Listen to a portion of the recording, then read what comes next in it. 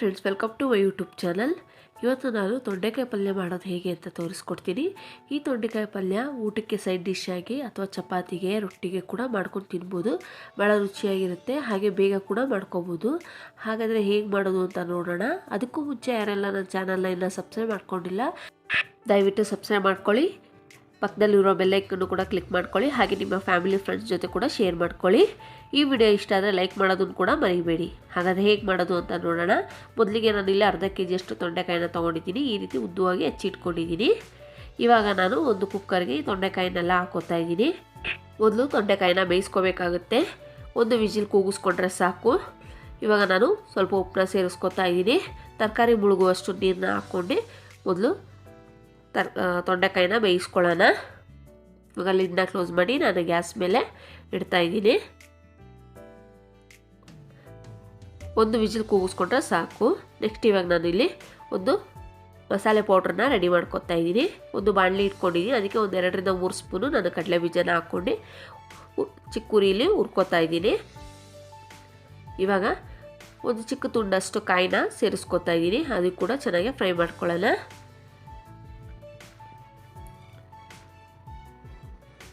ಇವಾಗ 5-6 ಬೆಳ್ಳುಳ್ಳಿ ಹೆಸಲನ್ನ ಕೂಡ ಸೇರಿಸ್ಕೊತಾ ಇದ್ದೀನಿ. ಇದು ಕೂಡ ಚೆನ್ನಾಗಿ ಫ್ರೈ ಮಾಡ್ಕೊಳ್ಳೋಣ. ಇವಾಗ ಒಂದು 6-7 ಒಣಮೆಣಸಿನ್ಕಾಯಿ ಕೂಡ ಹಾಕ್ಕೊತಾ ಇದ್ದೀನಿ. ಚಿಕ್ಕ ಒಣಮೆಣಸಿನ್ಕಾಯಿ ಬರುತ್ತಲ್ಲ, ಅದನ್ನು ನಾನು ಖಾರವಾಗಿದೆ ಹಾಗಾಗ್ಬಿಟ್ಟು ಅದನ್ನು ನಾನು ಸೇರಿಸ್ಕೊತಾ ಇದ್ದೀನಿ. ಚೆನ್ನಾಗಿ ಇದನ್ನೆಲ್ಲ ಫ್ರೈ ಮಾಡ್ಕೊಳ್ಳೋಣ. ಇವಾಗ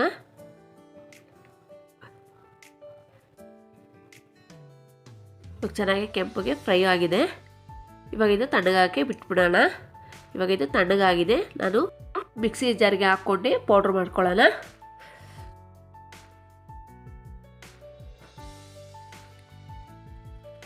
ನೆಕ್ಸ್ಟ್ ನಾನು ಇವಾಗ ಗ್ಯಾಸ್ ಮೇಲೆ ಬಾಣಲೆ ಇಟ್ಕೊತಾ ಇದ್ದೀನಿ. ಬಾಣಲೆಗೆ 2 ಸ್ಪೂನಷ್ಟು ಎಣ್ಣೆನ ಸೇರಿಸ್ಕೊತಾ ಇದ್ದೀನಿ. ಎಣ್ಣೆ ಕಾದಿದ ನಂತರ ಒಂದು ಅರ್ಧ ಸ್ಪೂನಷ್ಟು ಸಾಸಿವೆ, ಒಂದು ಅರ್ಧ ಸ್ಪೂನಷ್ಟು ಜೀರಿಗೆನ ಸೇರಿಸ್ಕೊತಾ ಇದ್ದೀನಿ. ಸಾಸಿವೆ ಜೀರಿಗೆ ಚೆನ್ನಾಗಿ ಸಿಡಿದಿದ ನಂತರ ಸ್ವಲ್ಪ ಕಡಲೆಬೇಳೆನ ನಾನು ಸೇರಿಸ್ಕೊತಾ ಇದ್ದೀನಿ. ಕಡಲೆಬೇಳೆ ಸ್ವಲ್ಪ ಕೆಂಪಾಗೋವರೆಗೂ ಫ್ರೈ ಮಾಡ್ಕೊಳ್ಳೋಣ. ಒಂದು 5-6 ಎಲೆ ಕರಿಬೇವನ್ನ ಹಾಕ್ಕೋತಾ ಇದ್ದೀನಿ. ಅದು ಕೂಡ ಫ್ರೈ ಮಾಡ್ಕೋತಾ ಇದ್ದೀನಿ.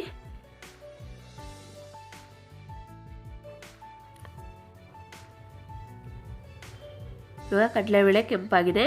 ಈ ಕೆಂಪಾಗಿದ ನಂತರ ನಾನು ಬೇಯಿಸ್ಕೊಂಡಿರುವಂಥ ತೊಂಡೆಕಾಯಿನ ಕೂಡ ಹಾಕ್ಕೋತಾ ಇದ್ದೀನಿ.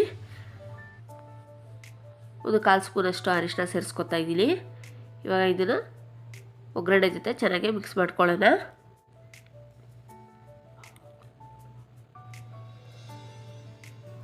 ಫ್ರೆಂಡ್ಸ್, ಭಾಳ ಬೇಗ ಒಂದು 10 ನಿಮಿಷದಲ್ಲಿ ಈ ರೀತಿ ಪಲ್ಯನ ಮಾಡ್ಕೋಬೋದು. ಇದು ಅನ್ನಕ್ಕೆ ಸೈಡ್ ಡಿಶ್ ಆಗಿ ಪಲ್ಯ ಥರ ತಿನ್ಕೋಬೋದು, ಅಥವಾ ಚಪಾತಿಗೆ, ರೊಟ್ಟಿಗೆ ಕೂಡ ಈ ರೀತಿ ಮಾಡ್ಕೊಂಡು ತಿನ್ನಿ, ಚೆನ್ನಾಗಿರುತ್ತೆ.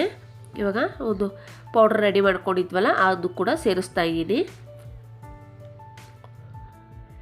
ಈ ಪೌಡ್ರು ಕೂಡ ಚೆನ್ನಾಗಿ ಮಿಕ್ಸ್ ಮಾಡ್ಕೊಳ್ಳೋಣ.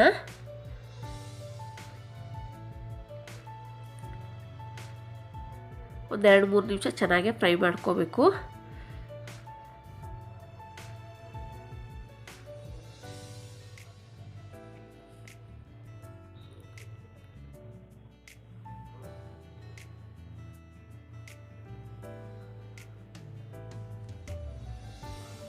ಇವಾಗ ನಾನು ಸ್ವಲ್ಪ ಉಪ್ಪನ್ನ ಸೇರಿಸ್ಕೊತಾ ಇದ್ದೀನಿ. ತೊಂಡೆಕಾಯಿಗೂ ಹಾಕ್ಕೊಂಡಿದ್ದೆ ಉಪ್ಪು, ಅದು ಬೇಯಿಸ್ಕೊಳ್ಳುವಾಗ.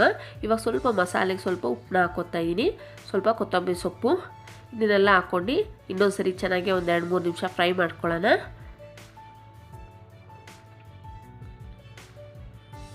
ಎಷ್ಟು ಬೇಗ ದಿಢೀರ್ ಅಂತಲೇ ಆಗುತ್ತೆ ಇದು. ಈ ರೀತಿ ನೀವು ಮನೇಲಿ ಒಮ್ಮೆ ಟ್ರೈ ಮಾಡಿ, ಹೇಗೆ ಬಂತು ಅಂತ ಕಮೆಂಟಲ್ಲಿ ತಿಳಿಸಿ. ಇವಾಗ ಇದು ರೆಡಿಯಾಗಿದೆ. ನಾನಿವಾಗ ಒಂದು ಸರ್ವಿಂಗ್ ಬೌಲ್ಗೆ ಸರ್ವ್ ಮಾಡ್ಕೊತಾ ಇದ್ದೀನಿ. ನೋಡಿದ್ರಲ್ಲ ಫ್ರೆಂಡ್ಸ್, ಎಷ್ಟು ಬೇಗ ಈಸಿಯಾಗಿ ಮಾಡ್ಕೋಬೋದು ಅಂತ. ನೀವು ಒಮ್ಮೆ ಮನೇಲಿ ಟ್ರೈ ಮಾಡ್ತೀರಾ ಅಂತ ಅಂದ್ಕೊಂಡಿದ್ದೀನಿ. ಈ ವಿಡಿಯೋ ಇಷ್ಟ ಆದರೆ ದಯವಿಟ್ಟು ಲೈಕ್ ಮಾಡೋದನ್ನು ಮಾತ್ರ ಮರಿಬೇಡಿ. ಹಾಗೆ ಯಾರೆಲ್ಲ ನನ್ನ ಚಾನಲ್ನ ಸಬ್ಸ್ಕ್ರೈಬ್ ಮಾಡ್ಕೊಂಡಿಲ್ಲ, ದಯವಿಟ್ಟು ಸಬ್ಸ್ಕ್ರೈಬ್ ಮಾಡ್ಕೊಂಡು ನೋಡಿ ಅಂತ ಕೇಳ್ಕೊತೀನಿ. ಹಾಗೆ ನಿಮ್ಮ ಫ್ಯಾಮಿಲಿ ಫ್ರೆಂಡ್ಸ್ ಜೊತೆ ಕೂಡ ಶೇರ್ ಮಾಡ್ಕೊಳ್ಳಿ. Thank you for watching. Next ಒಂದು ಒಳ್ಳೆ ವಿಡಿಯೋ ಜೊತೆ ನಿಮ್ಮ ಮುಂದೆ ಸಿಗ್ತೀನಿ. ಅಲ್ಲಿವರೆಗೂ ಟೇಕ್ ಕೇರ್, ಬಾಯ್. ಸಿ